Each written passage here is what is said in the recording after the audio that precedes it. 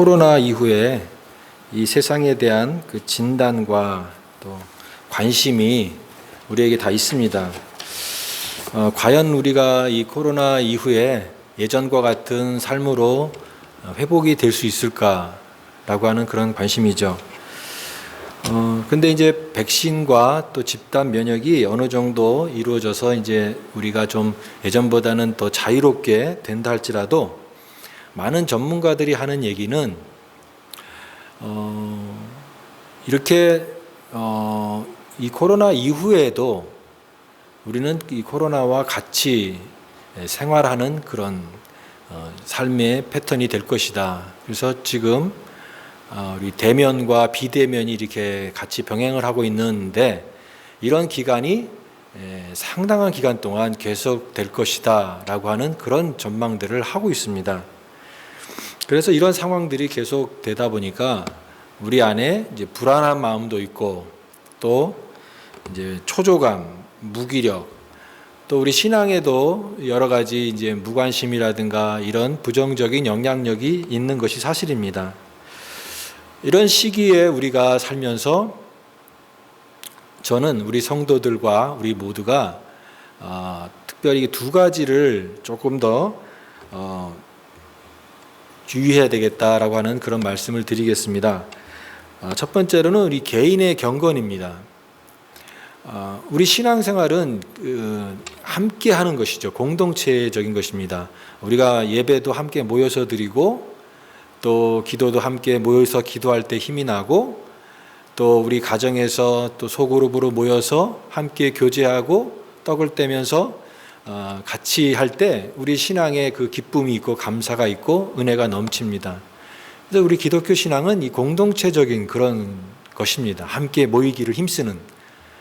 그러나 또한 지금 이 시기에는 그런 그 함께 모이는 중심으로 하는 것이 어렵고 또 제약이 많은 것은 사실입니다. 그런데 기독교 신앙에 보면은 이 공동체적인 그런 그 신앙의 모습도 있지만 개인적인 그런 영성의 모습도 같이 있다라고 하는 것입니다. 우리가 함께 모여서 예배드리고 함께 모여서 기도하고 함께 모여서 교제와 떡을 나누는 그런 그 공동체적인 영성도 있지만 우리가 혼자 있을 때 집에 혼자 있거나 또 내가 혼자 길을 가거나 내가 아무도 보지 않는 곳에서 나 혼자 살아가는 그 삶 속에서 나는 그곳에서도 하나님을 예배하는 하나님을 믿는 신자로 살아가고 있는가. 그래서 어느 때보다도 물론 과거에서부터도 계속 그런 개인적인 영성이 중요했지만 지금 이때는 그게 더 중요한 예전보다도 더 중요하게 부각된다라고 말씀드릴 수가 있습니다. 그래서 여러분 혼자 있는 그런 시간에 이 개인적인 영성, 우리의 그 개인적인 믿음을 항상 신경을 쓰고 공동체적으로 더불어하는 신앙과 더불어서 이 개인적인 경건을 힘쓰시기를 바랍니다. 그래서 신앙을 홀로 서기를 해야 된다. 누가 붙잡아주지 않아도 내 스스로 설 수 있는 그런 건강한 신앙을 가져야 되겠다라고 하는 것이죠. 두 번째로는 우리가 이러한 때에 신앙의 본질을 더 깊이 생각하기를 원하는 것입니다. 그동안 우리가 익숙하다고 생각했던 것들을 다시 한번 이 기본적인 이 본질, 성경이 말하는 주님께서 우리에게 가르쳐 주시는 신앙의 가장 기본적인 본질을 더 우리가 마음으로 새기고 그 의미를 새기고 실천하는 그럼으로써 이 기간에 더욱더 우리 신앙이 깊어지는 기간이 되어야 되겠다라고 하는 것이죠. 무엇이 바른 것인지 건강한 것인지 지금 인터넷이라든가 이 온라인으로 너무나 많은 신앙의 다양한 모습들이 홍수와 같은 그런 시대에 저희들이 살고 있습니다. 그러나 홍수에는 정작 마실 물이 없는 것처럼 오히려 그런 많은 홍수 속에서 우리의 영성이 메마를 수가 있다라고 하는 거예요. 그래서 오히려 무엇이 바른 신앙인지 무엇이 건강한 신앙인지를 잘 우리가 깨달아서 더 분명하게 세우는 그런 계기가 되어야 되겠다고 하는 것입니다. 그래야 이런 많은 물살 속에 우리가 휩쓸려서 떠내려가는 그런 사람이 아니라 올바른 방향으로 한 걸음씩 한 걸음씩 나아가는 그런 건강한 신앙을 세워야 되기 때문에 그렇습니다. 저는 그런 의미에서 우리 예수님께서 우리에게 가르쳐 주신 모든 믿음의 내용들이 우리가 처음 들어보는 전혀 신기하거나 전혀 새롭거나 그런 것이 아니라 우리가 다 알 수 있고 또 이해할 수 있고 또 그것을 따라갈 수 있는 가장 기본적이고 본질적인 것들을 예수님께서 우리에게 가르쳐 주셨다고 하는 것입니다.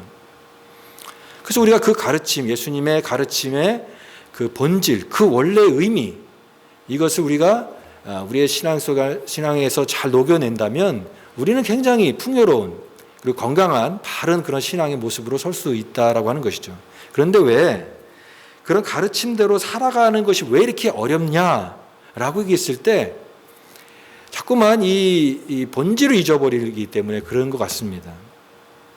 그리고 그것을 원래의 뜻을 자꾸만 변형시키고 왜곡시켜서 본 뜻과 의미를 잊어버리기 때문에 그래요. 원래 그 순수한 의도와 그 순수한 뜻이 아니라 자기의 기준과 자기의 방식대로 믿으려고 하기 때문에 여기서 문제가 생기고 우리 신앙이 바른 방향으로 가지 못하는 것이 있지 않는가 생각이 됩니다. 최근에 제가 이런 두 가지 예를 들었어요. 요즘에 한국과 미국에서 많은 사람들이 주식 열풍에 빠졌다고 합니다. 어떤 사람은 크리스찬이 주식을 해도 됩니까? 이런 질문을 하기도 해요. 주식은 우리 이제 물질과 똑같죠. 물질에 대해서 성경은 긍정적인 측면도 있고 부정적인 측면도 두 가지 동시에 말씀하시잖아요. 물질 하나님께서 주신 우리에게 주신 그런 축복이잖아요. 또한 그러나 그 물질이 우상이 됐을 때는 하나님을 멀리하는 그런 우상의 도구가 되기 때문에 그 물질에 대해서도 경계하는 그런 말씀들이 이렇게 두 가지 측면이 다 공존합니다. 그런데 본인이 크리스찬인데 주식을 하고 있는 상태에서 이것을 그 정당성을 확보해야 되니까 근거 내용을 가지고 마태복음 25장의 말씀을 보는 거예요. 마태복음 25장에 어떤 내용이 나와 있습니까? 달란트 비유가 나와 있죠. 5달란트 받은 자, 2달란트 받은 자, 1달란트 받은 자. 5달란트 받은 자는 그 열심히 일을 해가지고 5달란트를 남겼잖아요. 또 2달란트 받은 자는 어떻게 했습니까? 2달란트 받은 걸 가지고 또 2달란트를 남겨서 주인에게 보소서 내가 2달란트 남겼나이다. 근데 1달란트 받은 자에게 책망받았는데 1달란트는 주인이 자기한테 1달란트 받은 거 가지고 줬기 때문에 상대적으로 소외감을 느껴가지고 그랬는지 그것을 감췄다고 그랬죠. 그리고 그냥 아무것도 하지 않고 그 1달란트를 드렸잖아요. 그걸 그 근거로 해가지고 봐라. 아무것도 하지 않으면 그게 잘못이고 주님의 책망이다.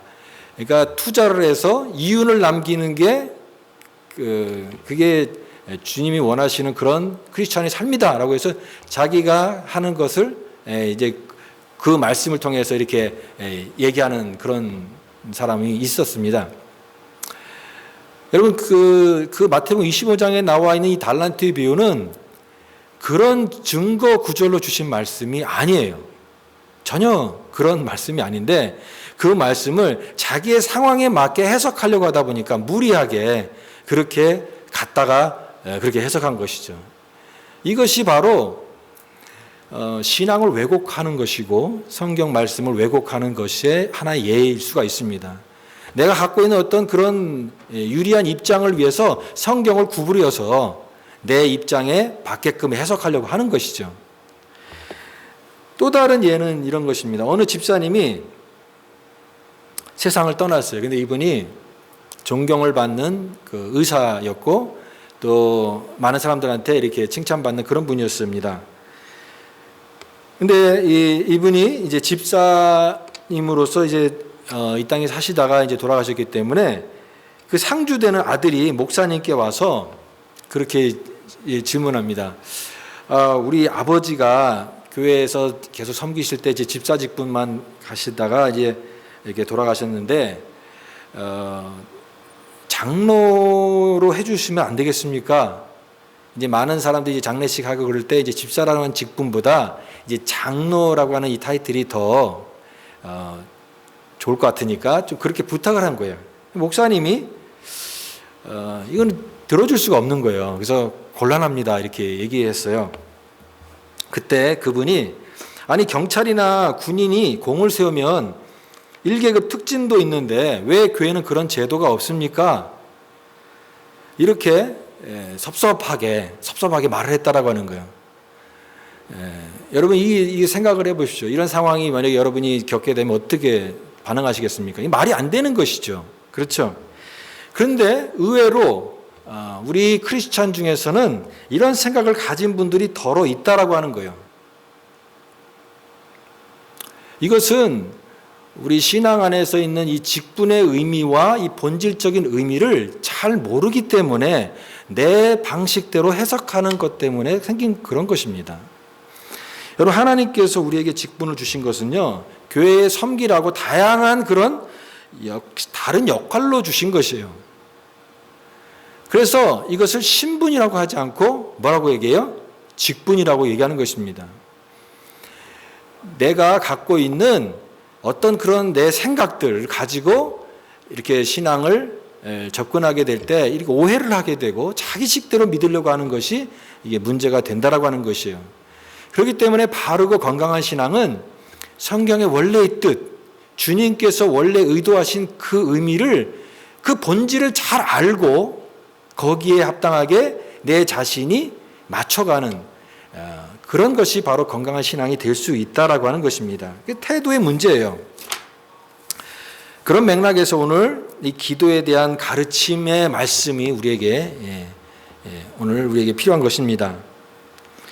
주님께서 가르치신 기도, 흔히 주기도라고 하는 그 말씀의 그 중요한 내용이 오늘 이 마태복음 6장에 나와 있는데요. 산상수훈에 나와 있는 이 주기도문, 이 말씀이 단지 그냥 기도에 대한 말씀만이 아니라 사실은 우리 신앙의 그 전반적인 모든 본질과 그 모든 내용을 다 함축해서 담고 있는 그 정신, 그게 바로 주기도라고 얘기할 수 있습니다.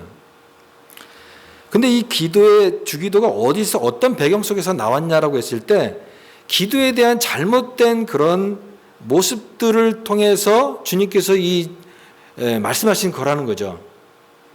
그래서 주님께서 뭐라고 하시면 너희는 이렇게 기도하라. 이게 주기도의 배경이에요. 당시 이 종교 지도자들이나 종교인들 중에 경건에 가장 대표적인 게 세 가지가 있었다고 합니다. 그래서 3대 경건이라고 했는데 그게 금식, 기도, 구제예요. 금식하고 또 다른 사람들께 돕는 구제하고 또 기도하는 것. 특히 유대인들은 이런 경건에 굉장히 관심이 많았죠. 거기에 굉장히 많은 관심을 갖고 거기에 대해서 이런 것에 대해서 굉장한 그 열심을 가졌던 사람들이 그 유대 종교 지도자들이고 또 유대 그 바리새인, 사두개인 이런 사람들입니다. 근데 여러분 가장 순수하고 아름다운 것이 가장 왜곡됐을 때 가장 심각한 그런 것이 될 수 있습니다. 그냥 우리가 야채가 썩으면은 뭐 별것 없지만 고기라든가 우유, 단백질 높은 그 음식이 썩으면 더 악취가 나듯이 가장 순수해야 될 기도와 구제와 금식이 오히려 이렇게 왜곡이 됐을 때 거기서는 더 악한 그런 모습이 나온다라고 하는 것이에요. 이 3대 경건 중에 가장 대표적인 게 바로 기도입니다. 기도. 근데 여러분 우리 기독교 신앙 안에서 기도가 있지만 다른 일반적인 데서도 기도가 있죠. 기도는 모든 종교에 거의 다 다른 형태이지만 다 기도라는 형식이 있습니다. 심지어는요, 기도는 안 믿는 자들도 기도를 알죠. 기도하기도 하고 또 어려울 때는 기도해 달라고 하기도 하고 그렇게 기도에 대해서는 보편적인 생각을 갖고 있습니다. 기도가 그렇게 일반적인 것이에요. 왜냐하면 기도가 인간 본성에 부합되는 면이 많아요. 내가 어떤 그런 내 힘으로 내 방법대로 하다가 도저히 내 방법으로 될 수 없는 어떤 그 한계 상황에 겪게 됐을 때 그때 어떤 초월적인 그런 존재를 의지하게 되죠. 나 좀 도와달라고 어떤 상황에서 그 절대자를 향한 그런 것이 인간의 기본적인 그런 마음에 있는 것이죠. 근데 그런 기도는 성경이 말하는, 주님 말하는 그런 기도가 될 수 없어요. 왜냐하면 그 초점이 자기에게만 맞춰져 있기 때문에 그래요. 내가 소원, 내가 어떻게 내가 이루기를 바라는 어떤 그런 것에 포커스가 맞춰져 있는 것이지, 그 기도에 대한 절대적인 대상에 대한 것에 관심이 있는 것이 아니기 때문에 그래요. 뭐든지 상관없어요. 그냥 지금 내 상황을 지금 해결할 수 있는 것이면 되겠다라고 하는 것에 그 동기가 있는 것이에요. 특히 이 종교심의 표현으로 기도할 때 그것은 외식하는 기도가 되기 쉽습니다. 뭔가 내가 이 영적인 활동을 많이 하는 것을 통해서 내가 굉장히 영적인 사람으로 보이고 싶어 하는 것이에요.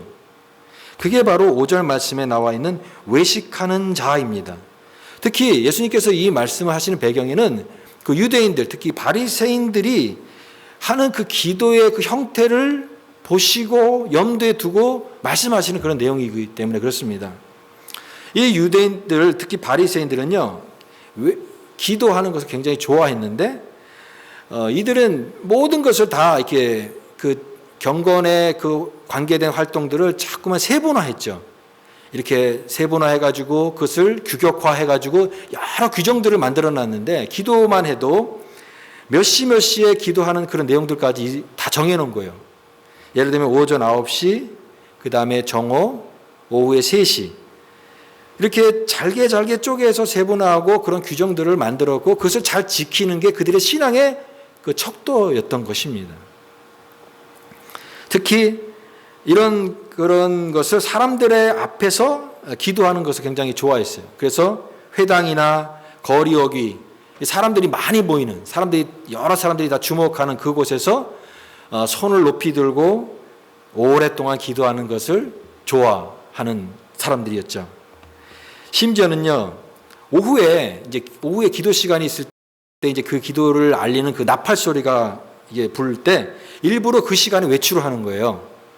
그래서 일부러 그 시간에 외출해서 나팔 소리가 딱 들려올 때 그 자리에 서서 기도를 하는데, 사람들은 잠깐 기도를 할 수 있지만 또 자기 일하는 것이라든가 일상에 바쁜 것 때문에 잠깐 기도하고 또 다시 이제 일상으로 복귀하는데, 이들은 그 자리에서도 복귀하지 않고 오랫동안 기도하는 것, 사람 눈에 띄게끔 기도를 하는 것입니다. 그래서 5절 말씀 예수님께서 기도하기를 좋아하느니라 이렇게 말씀하셨죠. 이 기도하기를 좋아한다라고 하는 말은 절대 칭찬이 아닙니다. 예수님 말씀 그게 칭찬이 아니라는 거예요. 여러분, 그 외식이라고 하는 말의 그 원래의 뜻은 가장하다, 꾸미다, 연극 배우를 말하는 거예요. 연극 배우들이 자기의 본 캐릭터와 상관없이 연극에 주어진 그 캐릭터를 가장하는 거잖아요. 꾸며내는 거잖아요. 예. 그런 것처럼 외식은 하나님 앞에서 하는 게 아니라 사람들의 의식하면서 하는 것이 그게 외식인 것이에요. 오늘 사람들에게 보이려고 하는 그 외식이 있습니다. 물론 우리가 지금 오늘날 우리가 막 이렇게 사람들 의식하면서 막 기도하고 그렇게 하지는 않는다 할지라도 우리 교회 공동체 안에서도, 우리 신앙의 공동체 안에서도 알게 모르게 그런 기준들을 갖고 신앙생활을 하기가 쉽습니다. 예를 들면 우리가 그런 얘기를 하잖아요. 저 사람은 기도 잘한다. 저 사람은 기도를 잘 못한다. 저 사람은 기도를 많이 한다. 기도가 참 좋았다.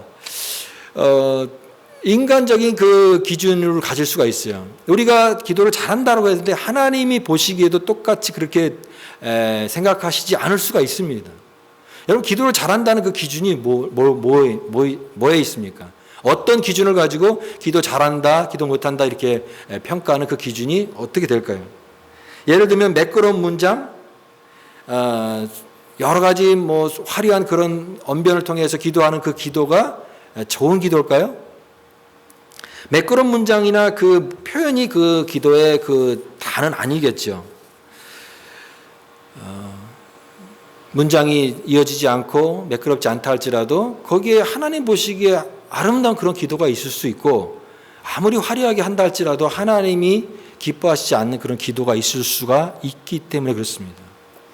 우리는 기도를 오래 한다, 기도를 많이 한다, 또 내가 새벽 기도를 한다, 내가 지금 금식 기도를 한다, 40일 금식 기도를 한다, 그런 기도를 통해서 자기 자신을 과시하는 것이 되지 않도록 우리는 조심을 할 필요가 있습니다.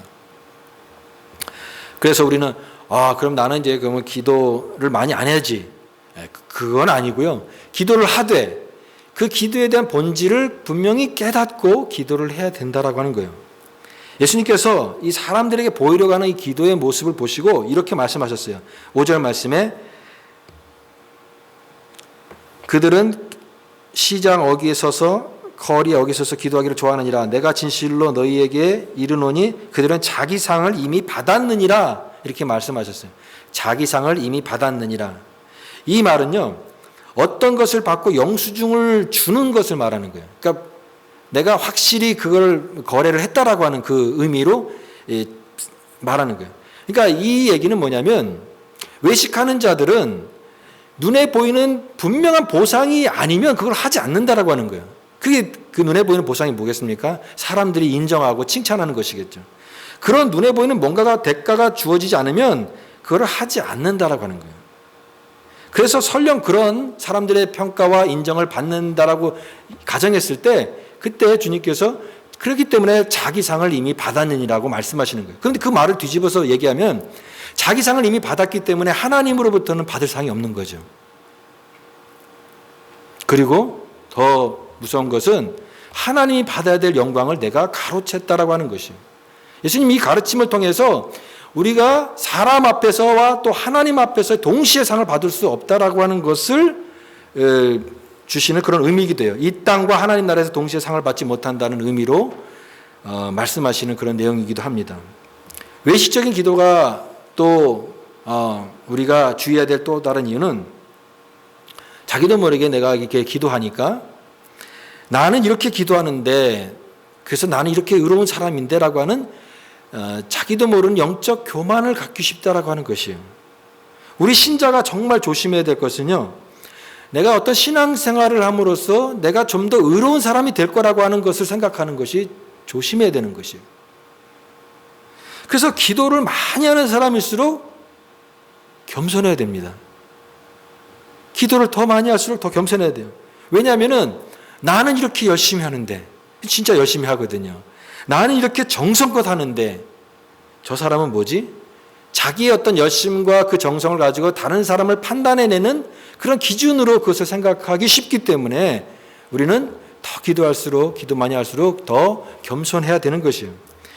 여러분, 영적인 교만은요, 세상에서 내가 이렇게 잘 나가, 나는 이렇게 잘생겼어, 나는 이렇게 여유로워, 이 세상에서 이렇게 자랑하는 그 교만보다도 훨씬 더 무서운 게 영적인 교만이에요. 그래서 예수님께서 그렇게 바리새인들을 책망하신 이유가 거기 있습니다. 세상의 교만은 그것도 나쁜 것이지만 이 영적인 교만만큼 무서운 게 없기 때문에 예수님께서 그토록 바리새인에 대해서 책망하시고 그들에 대해서 징계하신 것입니다. 그리고 또 이방인의 기도를 드리지 말라라고 7절 말씀해 하고 있죠. 또 기도할 때 이방인과 같이 중언부언하지 말라. 하나님의 자녀가 드리는 기도는 이방인이 드리는 기도와는 구분돼야 된다라고 하는 말씀이에요. 이방인이 드리는 기도라는 게 뭐냐? 그 특징이 중언부언이라고 얘기했어요. 중언부언이라는 게 뭔가? 중언부언은요, 원래 그 의미 없는 말을 많이 하는 게 그 중언부언이에요. 생각 없이 쓸데없는 말을 계속해서 반복해서 하는 거. 옛날에 방언 받기 위해서 무슨 말도 안 되는 말을 계속 여러 번 반복하면 방언이 터진다, 그렇게 하기도 했잖아요. 주문을 외우듯이 의미 없는 것을 반복하는 그런 형태들이 중언부언이에요. 그리고 내가 말을 많이 하고 또 기도를 오랫동안 해야 그 기도가 응답된다라고 생각하는 것이 잘못이에요. 말을 많이 하여야 들으실 줄 생각하느니라. 기도가 모든 종교의 기도 형태가 있다고 그랬죠. 그런데 이런 모든 기도와 우리 이 예수님께서 말씀하시는 기도, 하나님이 받으시기 합당한 그 기도와 근본적인 그 차이가 여기에 있는 것입니다. 그래서 이것을 이방인의 기도와 자녀의 기도라고 이렇게 구분할 수가 있어요. 그러면 이방인의 기도는 뭐고 자녀와의 그 기도는 뭐냐, 뭐가 어떤 차이점이 있느냐라고 얘기했을 때 가장 중요한 것은 그 대상이 누구냐라고 하는 거예요. 주 기도의 가장 중요한 것은 그 기도를 누구에게 드리느냐라고 하는 거예요. 그래서 이 기도의 맨 앞에 부분에 하늘에 계신 우리 아버지라고 하는 그 단어가 가장 중요한 것이에요. 거기서 말하는 하늘이라는 게 이게 눈에 보이는 스카이 그 하늘이 아니에요. 초월적인 그 하나님. 그래서 이 내용들은 이제 다음 주에 다룰 것인데요. 이 기도의 대상 되시는 이 관계, 그것이 누구냐면 나의 아버지라고 하는 그 나의 아버지와의 친밀한 관계성 속에 드리는 그 기도가 이방인의 기도와 자녀가 드리는 기도의 근본적인 차이가 된다라고 하는 것입니다. 이 팀 켈러라고 하는 목사님이 기도에 관한 내용을 이렇게 구분했어요. 잘 들어보세요. 이방인의 기도의 이유는 대상에 대한 초점이 아니라 거래의 개념이 있다라고 하는 거예요. 이들도 종교적이에요. 이 이방인이 드리는 기도도 종교적이에요. 그래서 하나님 앞에 이렇게 나아가는, 이 접근하는 그런 거잖아요. 하나님께 가까이 가요. 그런데 중요한 차이점이 있다. 그들 마음속에는 비즈니스 마인드가 있다라고 하는 거예요. 이걸 비즈니스 마인드라고 얘기해요. 그래서 이것을 내가 이것이다. I have something for you. 내가 뭐가 있다라고 하는 거예요. 그래서 이것을 내가 드릴 테니까 나한테 필요한 이것을 달라라고 하는 그 거래의 개념으로 드리는 것이에요. give and take죠. 세상에 공짜가 없잖아요. 내가 준 만큼 받을 수 있는 거잖아요. 이렇게 하나님과의 거래의 개념으로 생각하는 거예요. 어떤 의미에서 하나님과 기도도 하나님과의 딜이에요. 내가 이렇게 정성껏 하니까, 내가 예를 들면 40일 금식기도 하니까 하나님 이거 들어주세요. 하나님과 거래를 하는 거예요. 심하면은 협박도 해요. 협박도. 어떤 사람이 산에 올라가 가지고 그렇게 기도해요. 안 들어주시면 들어주실 때까지 저 안 내려갑니다. 안 내려갈 거예요. 하나님을 협박하는 그런 것이 되는 것이죠. 이런 것이 이방인의 기도예요. 근데 여기에 반해서 자녀의 기도의 바탕은 What I am to you. 내가 하나님 앞에 어떤 사람이냐, 어떤 관계성이냐, 그분의 신뢰와 그 관계성 속에 드려지는 그것이에요. 그래서 이 신뢰가 바탕이 되는 거예요. 내가 당신께 누구입니까? 서로에 대한 헌신을 확인하고 신뢰를 확인하는 그 관계성 속에서 이루어지는 것이 자녀의 기도예요. 자녀가 오늘 우리가 밥값으로 제가 열심히 일했으니까 저녁 좀 주시면 안 돼요? 이렇게 말하는 자녀는 없잖아요. 어떤 그 보상과 거래 개념으로 자녀들이 부모에게 요청을 하진 않잖아요. 자녀는 그렇지 않죠. 내가 그런 자격과 조건, 밥벌이를 하지 않았다 할지라도 그냥 와서 그냥 오면 밥을 주잖아요. 왜 그렇습니까? 자녀와의 관계이기 때문에 그래요. 이방인의 기도와는 그 다른 것이에요. 그래서 여러분, 기도는 의무이고 훈련이고 연습이라고 하는 그런 얘기를 많이 해요. 물론 너무 기도 생활 안 하니까 기도해야 된다, 기도에 대한 강조를 하고 훈련과 연습 그런 측면을 강조하지만 그것 이전에 기도는 의무이기 전에 하나님이 우리에게 주신 자녀의 특권이라는 것을 기억하시기 바랍니다. 기도가 기쁨이에요.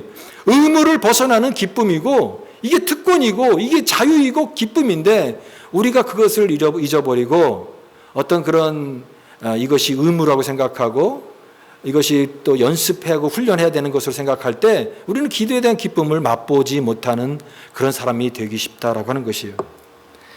그러니까 여러분, 기도는요 세련되게 기도하지 않아도 돼요.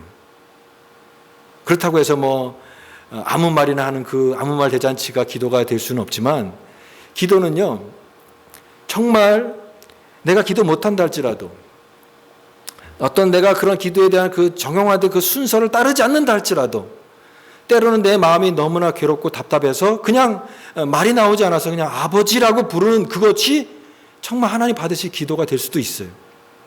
아버지라고 하는 그 단어 속에 내 마음이 하나님 앞에 정말 드려질 때 여러분 그것이 어떤 기도보다도 훌륭한 기도가 될 수 있습니다.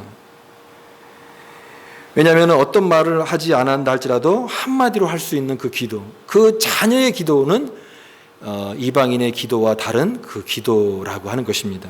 이방인과 같이 중언부언하지 말라, 그들을 본받지 말라, 구하기 전에 너희에게 있어야 할 것을 하나님 너희 아버지께서 아시느니라. 하나님 다 아신다라고 하는 거예요.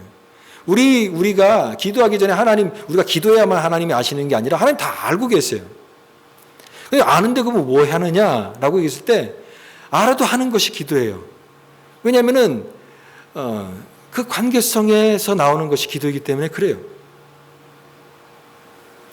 그 기도의 의미와 그 본질이 사람에게 보이려고 하는 외식도 아니고 이방인의 기도도 아니라 하나님 앞에서 하는 것이고 아버지와 자녀의 관계로서 하는 것이 기도예요. 그래서 6절 말씀에 너는 기도할 때에 너를 드러내지 말고 하나님과 은밀한 교통이 되도록 하라라고 하는 그 골방 기도를 말씀하신 거예요. 그 골방 기도의 그 의미는 그런 것이에요. 기도를 타인에게 과시하거나 종교심을 분출하기 위해서 내가 오랫동안 기도하는 그 중언부언하는 그런 아무 생각 없이 하는 그런 그 기도가 제대로 된 기도가 아니라 하나님과의 은밀한 신비한 교통, 그것이 기도라고 하는 것이에요. 내 골방에 들어가서, 골방도 이게 차단되어 있는 거잖아요. 문을 닫고, 심지어는 문을 닫으면 더 완전히 차단되는 거잖아요. 은밀한 중에 보시는 내 아버지께 기도하라. 왜 그렇게 들어가죠? 세상과 차단된 그것 속에서 하나님과의 그 관계성 속에 더 집중하기 위해서 하는 것입니다. 여러분, 골방과 친하지 않은 사람과 골방에서 1시간 동안 있을 수가 있습니까? 1시간 동안 골방에서 무슨 얘기를 할 수 있겠어요? 친밀하지 않은데. 그 친밀함 가운데 골방 속에서 대화할 수 있는 그 특별하고 친밀한 관계성에서 할 수 있는 그 기도예요. 그래서 기도는 어떤 대상에게 하느냐가 가장 중요한 기도의 본질이다라고 하는 거예요.